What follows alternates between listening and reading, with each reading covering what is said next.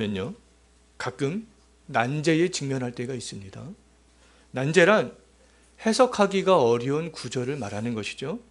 성경에는 학자들도 해석하기가 어려운 구절들이 있지만 성경 정말 해석하기 어려운 난제를 제외하고 대부분의 말씀들은 생각하면서 읽으면 알 수 있는 그런 말씀들이 더 많습니다. 예를 들어서 하나님이 창조한 아담과 하와는 가인과 아벨을 낳았잖아요. 근데 아담의 아들 가인은 범죄한 이후에 그 부모를 떠나서 노 땅에 거주하게 됩니다. 노 땅에 거주하면서 또 결혼을 하게 되잖아요. 그러면 이것을 딱 보면서 사람들은 가인이 결혼한 사람이 어디에서 났는가 이렇게 궁금하게 생각을 하기도 합니다. 어떤 이단들은요, 이 내용을 가지고 이렇게 성도들에게 접근을 하기도 합니다. 그러나 성경을 우리가 조금만 생각하면서 읽는다면 해답을 얻을 수가 있어요. 창세기 5장 4절 말씀을 보게 되면 아담은 셋을 낳은 후에도 800년을 지내며 자녀를 낳았다 이렇게 말씀하고 있습니다. 그럼 아담과 하와는 셋을 낳은 이후에도 800년 동안 자녀를 낳았다면 얼마나 많은 그런 자녀를 낳을 수 있었겠습니까? 그 가인이 결혼한 아내는 아담과 하와가 낳은 자녀들 중 한 명일 것이다 라고 우리는 그렇게 추측해서 생각을 할 수가 있게 되는 것이죠. 그 말씀을 읽을 때 생각하면서 읽는다면 성경 속에서 해답을 찾을 수 있는 것들이 굉장히 많다는 거예요. 말씀을 읽을 때 우리가 그럼 생각해야 될 일은 뭐냐 하면 베레아 교인들처럼 정말 그러한가 우리가 생각을 하면서 읽는 것입니다. 또 하나님의 온전하신 뜻과 선한 것과 진리의 말씀이 무엇인가 또 말씀으로 분별하면서 읽는 것이 굉장히 중요한 것입니다. 교회에서 그냥 한 말이기 때문에, 그냥 목사님이 한 말이기 때문에, 신학교 교수가 한 말이기 때문에, 기독교 언론과 신문에서 한 말이기 때문에 그냥 무작정 믿는 것보다는요, 정말 그 말들이 성경과 부합되는 말씀들인가? 교회 2000년 동안 변함없이 일관되게 주장되어져 온 말씀인가? 우리가 생각하고 분별할 수 있어야 된다는 것입니다. 지금 우리들은 이 로마서를 살펴보는 가운데 있잖아요. 이 로마서를 우리가 볼 때에도 생각하면서 볼 필요가 있어요. 지난주에도 말씀을 드렸지만 이 로마서를 보면서 우리가 구원 얻는 그런 원리에 대해서 생각할 수 있어야 되는 것입니다. 우리의 구원이 어떻게 시작이 되었는가? 우리의 구원이 지금 어떻게 이루어져 가고 있는가?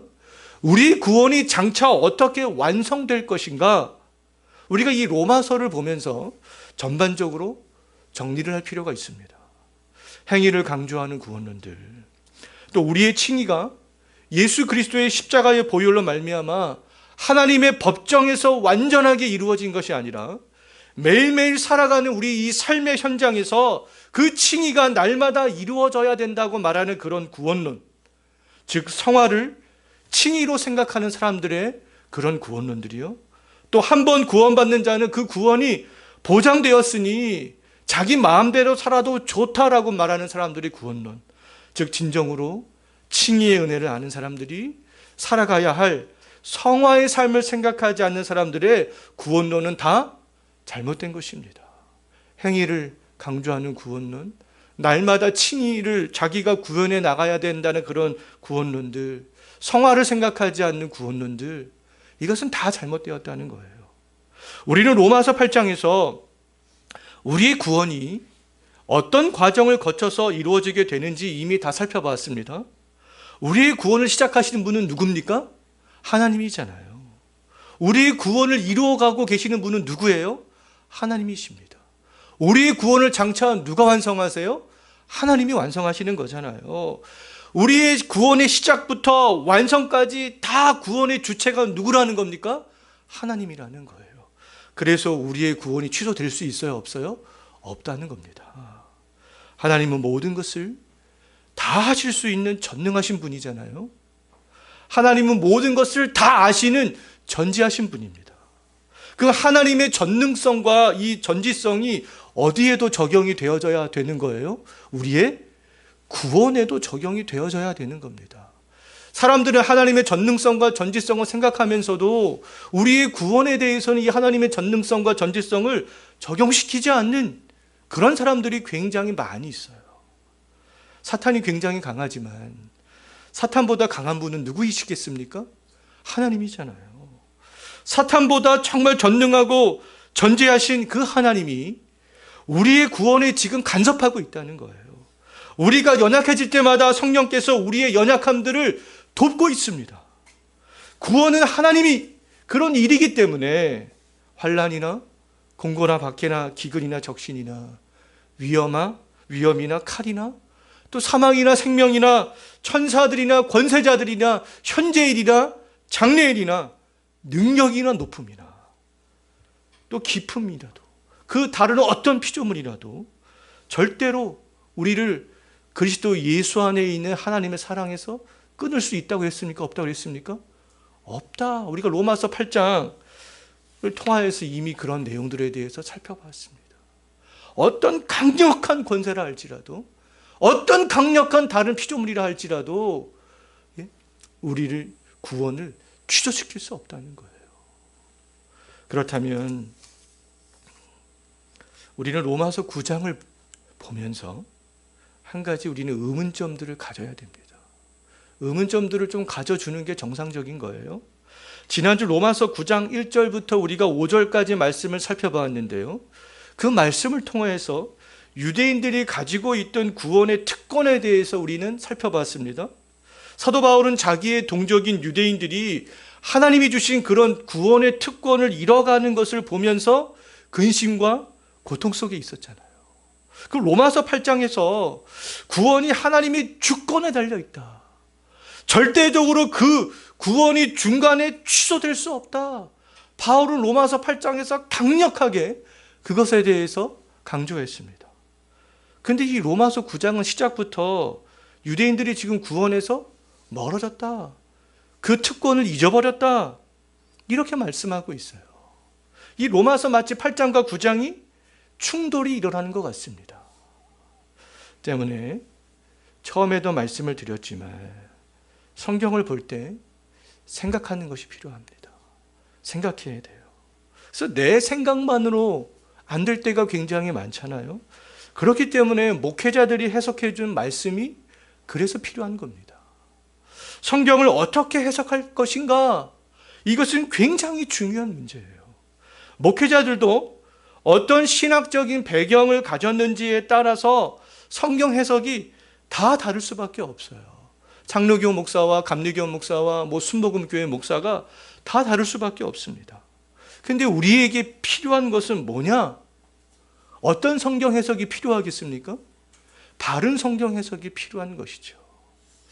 구원에 있어서 그 바른 성경 해석은 뭐냐라고 했을 때 교회사 2000년 동안 한결같이 주장이 되어져 온 성경 방법이 바른 성경 해석 방법이라고 말할 수 있습니다. 어느 날 갑자기 어떤 사람이 나타나서 나는 성경을 통달했어 라고 말하면서 자기만의 성경 해석 방법을 가르치는 것은 이단들이 하는 거잖아요. 하나님의 교회, 신천지, 어느 날 갑자기 교주가 나타나가지고 내가 성경을 통달했어. 나의 성경 해석 방법을 따라야 돼. 이런 것들은 이단의 대표적인 증상들입니다.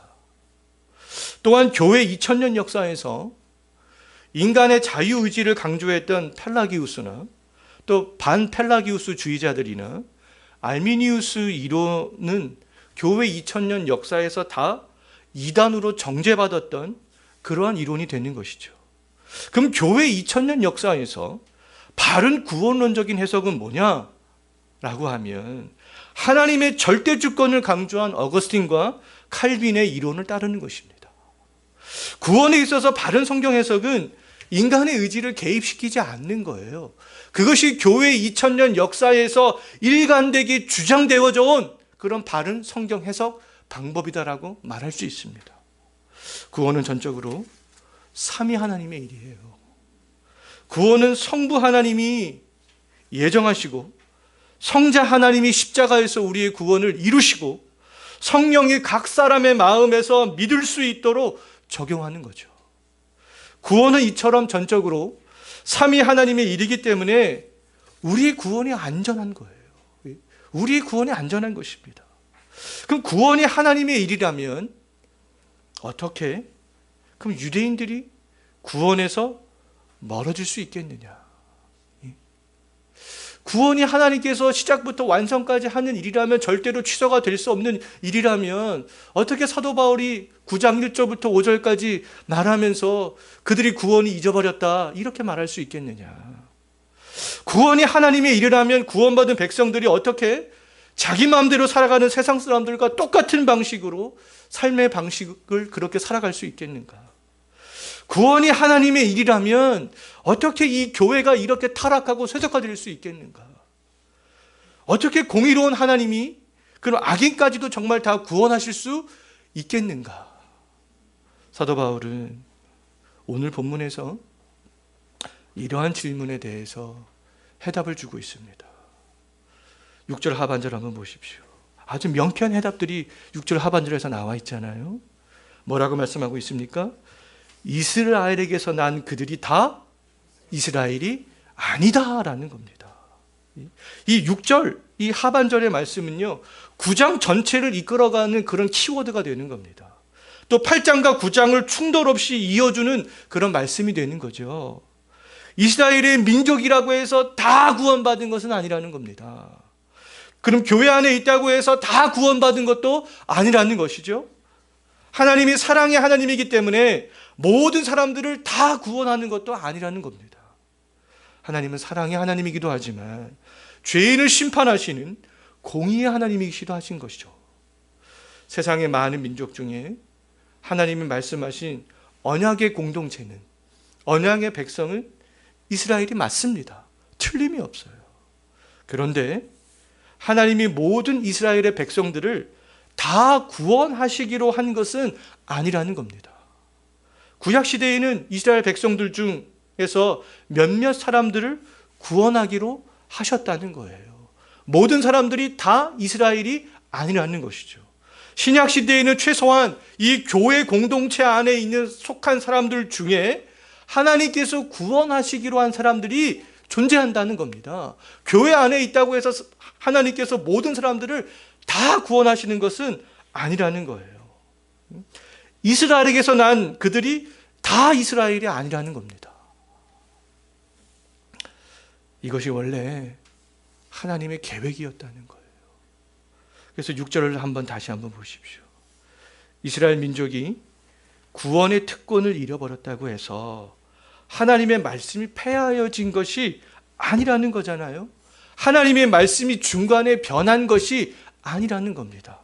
처음부터 이스라엘의 백성들 중에서 구원하기로 한 사람은 정해져 있었다는 거예요.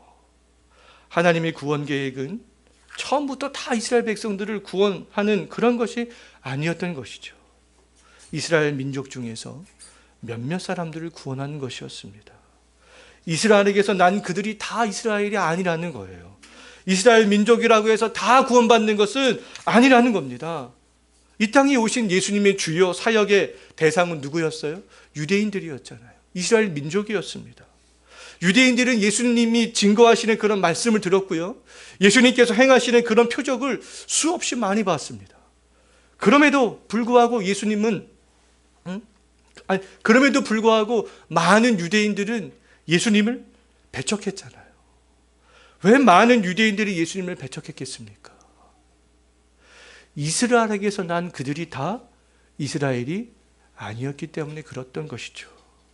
민족적인 혈통이 구원을 결정하고 종교적인 행위가 그 구원을 결정하는 것이 아니다라는 것입니다. 하나님은 이 세상을 만들 때 아무런 생각 없이 만들지 아니하셨어요. 하나님은 이미 이 세상을 어떻게 만들지 다 작정하셨습니다.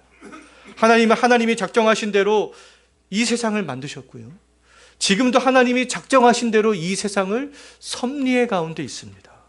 이 하나님의 작정 가운데 우리의 구원이 예정되어져 있는 것이죠. 그러나 제가 좀 전에 말씀드렸던 펠라기우스, 반펠라기우스주의자들, 알미니우스 이론을 추정하는 사람들은 이러한 사실들을 믿기 싫어합니다. 이러한 사실들 인정하지 않습니다. 하지만 바울은 오늘 본문에서 이삭과 야곱의 예를 통하여서 분명하게 확증하고 있잖아요. 8절 말씀 다시 한번 보십시오. 혈통적으로 이스라엘 사람이라고 해서 하나님의 자녀가 아닙니다. 그럼 누가 하나님의 참 자녀라고 지금 말씀하고 있습니까? 누가요? 약속의 자녀가 있다는 거예요. 하나님께서 약속하신 자녀가 있다는 겁니다. 그 하나님의 구원은 약속된 거라는 거예요. 어느 날 갑자기 그냥 이루어지는 것이 아니라는 겁니다. 하나님은 신실하신 분이잖아요. 하나님은 신실하신 분이기 때문에 하나님께서 한번 내뱉으신 그 말씀은 반드시 지키는 분입니다. 하나님은 아브라함에게 아들을 약속하셨어요. 약속하셨습니다. 하나님이 아브라함에게 약속한 아들은 여종 하갈에게서 난 이스마엘이 아니라 사라에게서 난 이삭이라는 겁니다. 그럼에도 불구하고 혈통적으로는 이스마엘과 이삭 모두 아브라함의 후손이라는 거예요. 이스마엘도 혈통적으로는 아브라함의 자손이 틀림이 없지만 하나님이 약속한 자녀는 아니라는 것이죠. 이스마엘은 사라와 아브라함의 그런 조급한 마음 때문에 낳았던 아들이었습니다. 조급한 마음으로 인간의 의지를 동원하여서 아들을 낳았지만 마치 이스마엘이 하나님의 약속의 자녀인 것처럼 이삭이 올 때까지 그렇게 그들은 생각했던 겁니다. 교회 안에서 시행되고 있는 많은 전도 방법들을 한번 생각해 보십시오. 사람이 자기 마음대로 인간적인 방법들을 동원하여서 전도하고 사람들을 교회에 데려다 놓습니다. 우리가 전도책에서도 읽었지만 전도는 온 교회가 대대적으로 돈과 시간을 투자하여서 프로그램으로 진행하는 것이 아니잖아요. 그럼에도 불구하고 마치 사람들은 그렇게 하는 것이 전도인 줄 생각합니다. 왜요? 대부분의 교회들이 다 그렇게 하니까. 물론 사람들을 우리가 강권하여서 불러 모으는 것은 마땅히 해야 될 일임에는 틀림이 없어요. 그러나 하나님은 비성경적인 방법을 사용하면서까지 사람들을 불러오라고 말씀하신 적이 없습니다. 아브라함과 사라가 조급한 마음 때문에 이스마엘을 아브라함의 자녀가 된 게 한 것이지 하나님께서 약속하신 약속의 자녀는 아니었던 것이죠. 다시 9절을 보십시오. 그 하나님의 약속한 자녀는 누구입니까? 여종 하갈의 아들 이스마엘이 아니라 사라의 아들 이삭이라는 거예요. 하나님이 약속한 씨를 얻기 위해서는 그럼 기다려야 됐습니다. 기다려야 돼요. 하나님이 약속하신 자녀는 때가 되어야 얻을 수 있는 그런 아들이었다는 거예요. 그런데 하나님께서 약속하셨기 때문에 반드시 이루어져요? 이루어지지 않아요? 이루어집니다. 근데 때가 될 때까지 기다려야 돼요. 인간의 조급함으로 얻을 수 있는 그러한 자녀가 아니라는 거예요. 누구는요? 하나님의 약속한 자녀들은요. 하나님의 능력이 아니었다면 이삭은 태어나지 못했을 것입니다. 이삭이 태어날 수 있었던 것은 아브라함의 어떠한 능력 때문도 의지 때문도 사라의 결단 때문도 아니었어요. 이삭이 태어날 수 있었던 것은 오직 하나님의 주권적인 은혜 때문이었다는 겁니다. 이스라엘이라고 해서 다 이스라엘이 아니라는 것이죠. 혈통적으로 이스마엘과 이삭이 똑같다고 해서 다 아브라함의 영적인 후손이 아니라는 겁니다. 약속된 자녀가 있다는 거예요. 이삭이라는 것이죠. 이삭이 어떻게 태어났느냐? 하나님의 주권적인 은혜로 태어나게 되었다는 겁니다. 하나님은 하나님의 약속한 자녀를 아브라함에 주기 위해서 사라에게 특별히 은혜를 베푸셨잖아요. 하나님은 임신할 수 없었던 사라가 다시 임신할 수 있도록 능력을 베푸셨습니다. 인간의 방법이 이스마엘을 만든 것이었다면 하나님의 방법은 이삭을 만든 것이었어요. 하나님이 구원하기로 예정한 사람은 인간의 방법을 통해서 만들어지지 않는다는 겁니다. 이 시대에 교회가 감당해야 될 사명은 누구를 만드는 것이겠습니까? 교회가 감당해야 될 사명은, 우리가 감당해야 될 사명은 이스마엘을 만드는 것이 아니라는 거예요. 이삭을 만드는 것입니다. 이삭. 지금도 하나님은 이 교회를 통해서 하나님의 백성을 부르시기를 원하고 있습니다. 지금 이 시대의 제자된 우리를 통하여서 하나님께서는 하나님의 자녀를 부르시기를 원하고 있어요. 근데 하나님은 하나님이 약속한 자녀를 부르기 위해서 그 생리가 중단되었던 사라에게 생리를 다시 시작할 수 있는 그런 놀라운 이적을 베푸셨잖아요. 마찬가지로 오늘날에도 하나님이 약속한 백성을 구원하기 위해서 놀라운 은혜를 쏟아 부어주시는 그런 교회, 그런 사람들이 있다는 겁니다. 예? 그런 사람들을 통하여서만 약속한 자녀들이 부름을 받을 수 있게 된다는 거예요. 이것은 현재 교회에 모여있는 어떤 사람의 수로 판단할 수 있는 것이 아닙니다. 이삭 한 명을 통하여서 하나님께서는 택한 족속을 이루셨잖아요. 유다가 멸망할 때에도 그루터기와 같은, 나무는 다 배임을 당하였지만 그루터기는 남았다. 그 그루터기와 같은 거룩한 사람을 하나님께서는 남겨두셔서 하나님의 약속을 또 이루게 하셨다는 겁니다. 종교개혁이 불결이 유럽에서 희미해지고 그 유럽에 있는 많은 교회들이 힘을 잃어갈 때에 하나님은 아벨라오를 중심으로 신대륙으로 건너갔던 천여 명의 사람들을 통하여서 다시 하나님의 약속의 자녀들을 경건하게 이루어 가셨던 것이죠. 그 사람들의 후예들이 조선 땅으로 오게 되었던 것입니다. 그래서 하나님이 조선을 이처럼 사랑하사 그 후예들이 지금 120년 전에 조선 땅으로 오게 되었던 거예요. 토마스 선교사, 방일양 선교사, 그 책에 보면 다 나와 있잖아요. 그래서 우리나라에서도 하나님이 약속한 자녀들이 그들을 통하여서 구원을 받을 수 있도록 그렇게 하셨던 것이죠. 하나님께서 약속한 자녀들을 어떤 방법으로 만들어 가실지 우리 알 수 없어요. 아브라함도 사라도 알지 못했습니다. 그들이 할 일은 그냥 약속의 말씀을 믿고 하나님을 사랑하는 마음으로 그 계명을 순종하면서 기다리는 것이었어요. 현재 우리들도 하나님의 약속의 자녀들을 어떤 방법으로 구원하게 될지 알 수 없습니다. 우리 교회가 어떤 일을 하게 될지, 우리 개개인들이 어떻게 우리 주변 사람들을 구원하게 될지 알 수 없어요. 분명한 것은 하나님이 말씀하신 때가 이를 때까지 말씀에 순종하면서 기다리는 거예요. 계명을 지키는 겁니다. 조급한 마음으로 막 이스마엘을 만들려고 하지 않는 것이죠. 기다리지 못하고 인간적인 방법들을 동원한다면 이스마엘과 같은 사람들만을 불러 모으게 된다는 거예요. 그래서 오늘날의 교회가 이렇게 타락하고 세속화되고 세상에서도 손가락질을 받는 그런 곳이 되어지게 되었던 것입니다. 근데 우리들이 말씀에 따라 때를 기다린다면 하나님은 분명히 우리를 통하여서 하나님이 약속하신 그 자녀들을 부르신다는 거예요. 하나님이 약속한 이삭이 태어난 것은 전적으로 하나님의 주권적인 약속 가운데 있었던 거잖아요. 아브라함의 두 혈통 중에 하나님이 약속한 참 이스라엘은 오직 이삭뿐이었습니다. 사도 바울은 아브라함의 두 아들을 비교하면서 모든 이스라엘의 백성들이 다 구원의 대상은 아니다라는 것들을 지금 강조하고 있는 거죠. 로마서 8장과 9장은 그렇기 때문에 충돌이 되는 말씀이 아닙니다. 이스마엘은 혈통적으로는 아브라함의 후손이 틀림이 없었지만 하나님의 약속의 자녀는 아니었던 것이죠. 이스마엘은 태어나기 전부터 그러면 하나님의 구원과는 상관이 없었던 사람이었던 것입니다. 반면에 하나님의 약속의 자녀였던 이삭의 구원은 취소되지 않았어요.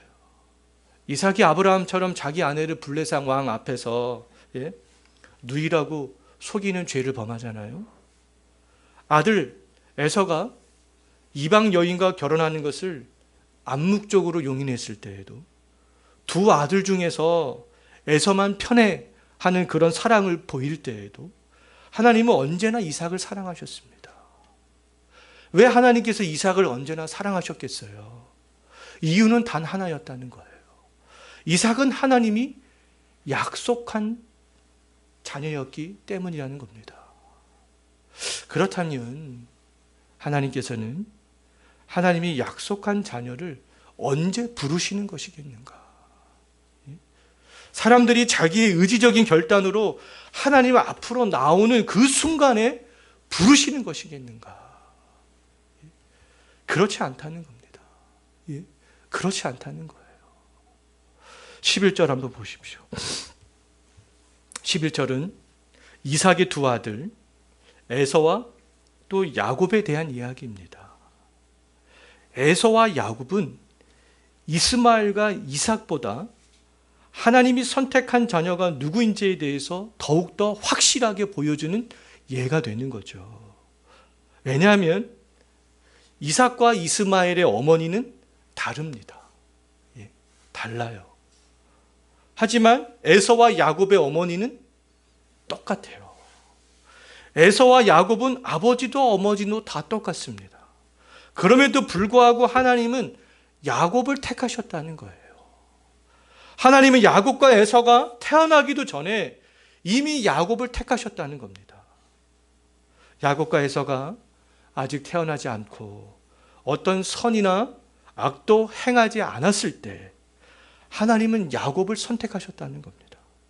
하나님이 에서가 아닌 그 야곱을 선택한 것은 그들의 어떤 행위를 보고 결정한 것이 아니라는 거예요.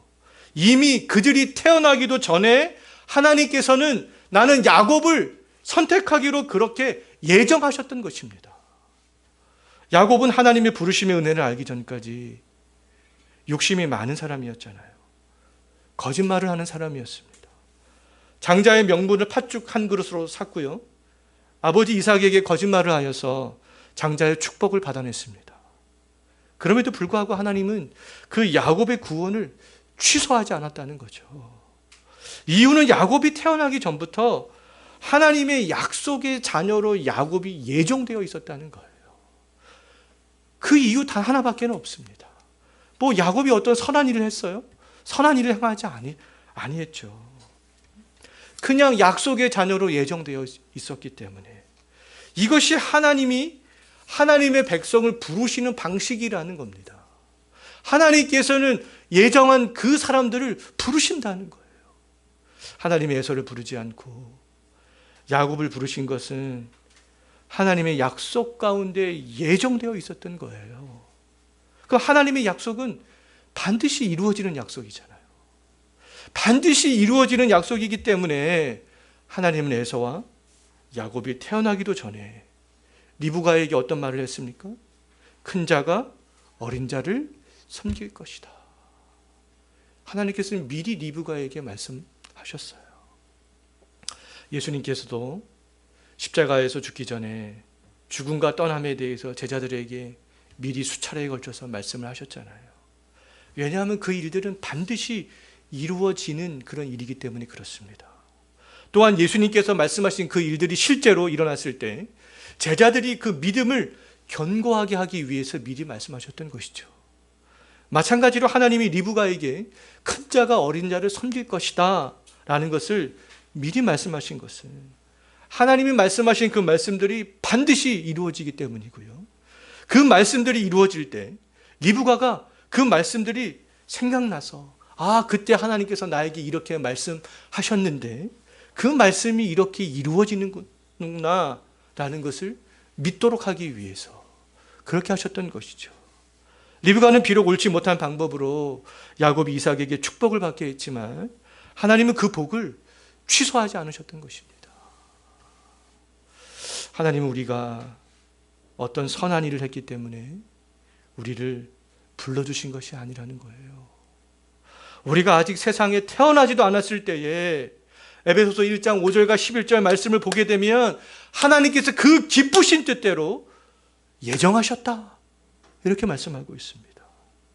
이것이 하나님이 하나님의 백성을 만들어 가시는 그런 방식이라는 거예요. 이 방식이 죄책과 오염 가운데 있는 사람들을 부르시는 하나님의 방식이라는 겁니다. 우리들도 하나님이 예정 가운데 택하지 아니하셨더라면 죄책과 오염 때문에 하나님께로 우리가 나올 수 있어요, 없어요? 나올 수 없습니다. 나올 수 없는 존재예요. 그런데 하나님은 우리가 태어나기도 전에 우리를 사랑하시겠다. 하나님께서 친히 약속하셨어요. 우리는 하나님의 약속 가운데 하나님의 자녀로 태어날 것이 이미 예정되어져 있었던 그런 사람들입니다. 그렇기 때문에 우리의 구원은 취소되지 않는 거예요. 하나님의 예정 가운데 구원받는 사람은 때때로 연약하고 부족해도 하나님이 그 구원을 이루어 가시고 또 시작하시고 하기 때문에 결국에는 완성된다는 겁니다. 지금 그것을 이스마엘과 이삭과 야곱과 에서의 예를 통하여서 이야기해 주고 있는 거예요. 또 이제 로마서 이 9장 후반부에서 또 그것에 대해서 계속 얘기하고 있습니다. 아브라함과 이삭과 야곱처럼 하나님의 약속과 예정 가운데 있었던 사람들은 하나님이 주시는 그런 구원의 은혜가 메마르지 않는다는 겁니다. 없어지지 않는다는 거예요. 정말 때때로는 도랑물에, 가뭄에 도랑물이 쫄쫄쫄쫄쫄 흘러가듯이 그래 우리가 가물 때도 있지만 그 은혜가 없어지지 않고 메마르지는 않는다는 겁니다. 하지만 이스마엘과 에서와 같은 사람들은요, 처음부터 구원의 은혜를 경험하지 못한 사람들이라는 거예요. 그들이 어디 있어도요, 혈통적으로 이스라엘 백성들이라 할지라도 그렇다는 겁니다. 로마서 8장과 9장은 충돌되는 말씀이 아닙니다. 하나님이 자기 백성의 구원을 끝까지 이루어 가시는 방식을 보여주는 말씀이에요. 우리의 구원이 끝까지 취소되지 아니하고 유지되는 것은 무엇 때문이라고요? 하나님의 약속 때문입니다. 우리의 구원이 끝까지 취소되지 않고 유지되는 것은 하나님의 약속 때문이요. 또한 하나님이 택하신 예정 때문이라는 거예요.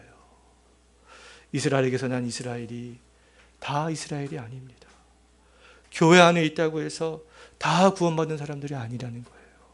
오직 하나님의 약속과 택하신 예정 가운데 있는 사람들만이 참 이스라엘이요, 참 구원받은 백성이다라는 사실들을 또 우리가 기억하시면서 그 가운데 우리가 포함되어 있다는 것들을 기억하시면서 이번 한 주간도 살아가시기 바라겠습니다. 기도하겠습니다.